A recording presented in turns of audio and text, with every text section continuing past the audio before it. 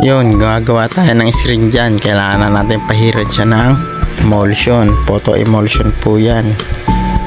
Papahid po natin siya sa ating screen, tapos papatuyuin po natin siya.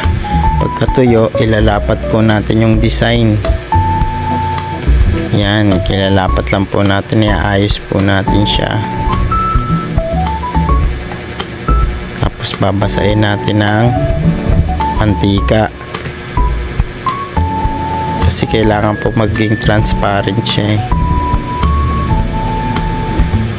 Kailangan maging transparent para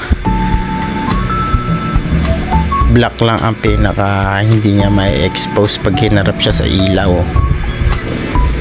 Yan, inaayos ko yan, pinakita ko, inaayos ko yung pagkakasalansan niya. Yan, tapos make sure lang na wala nang mga bubbles o yung mga hangin-hangin kasi nagkakaroon siya ng shadow. Pag nagkaroon ng shadow, lumalabas din sa screen, nagkakaroon ng problema. Kasi yun, pagka okay na yung pagkakalapat niya, i-ready na natin siya sa expose. Pag i-expose naman, make sure natin na ang exposure natin malinis. Kasi pagka may mga alikabok dyan, shadow din siya. Pagka yun ang dahilan kung ba't minsan butas-butas yung screen na nagawa natin. Kasi may mga buhangin din siya na tinamaan din ng expose. Kaya nagkakaroon siya ng butas. Yan, lilinisin lang po natin ng mabuti para sure na sure talaga na walang dumi.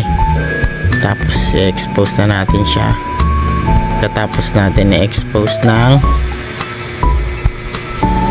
5 minutes, tatanggalin na natin yung mga nilagay natin pabigat.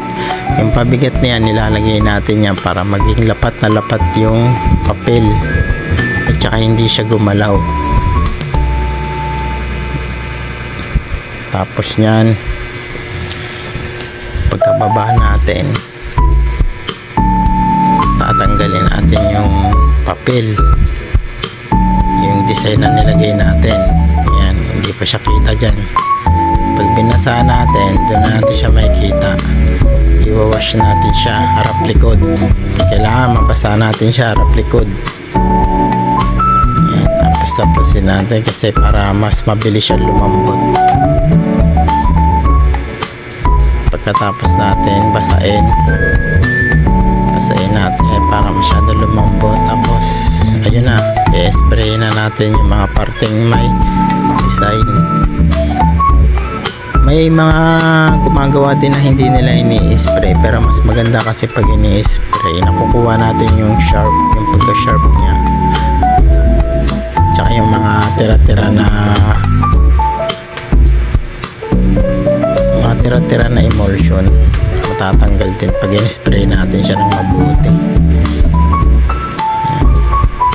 Pinaliktad natin kabilaan, and na-spray na natin.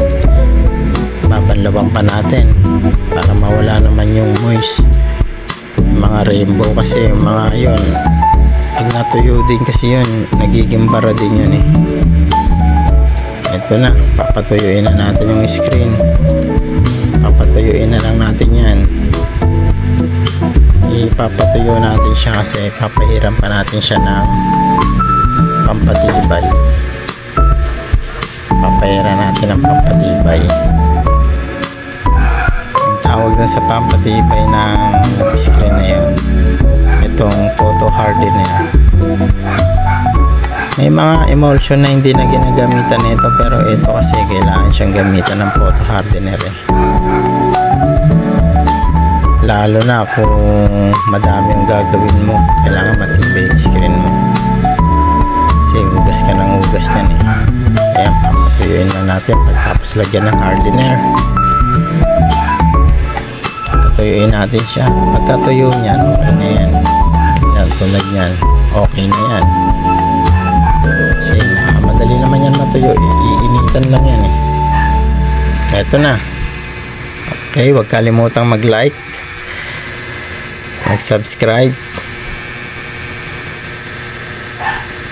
Salamat.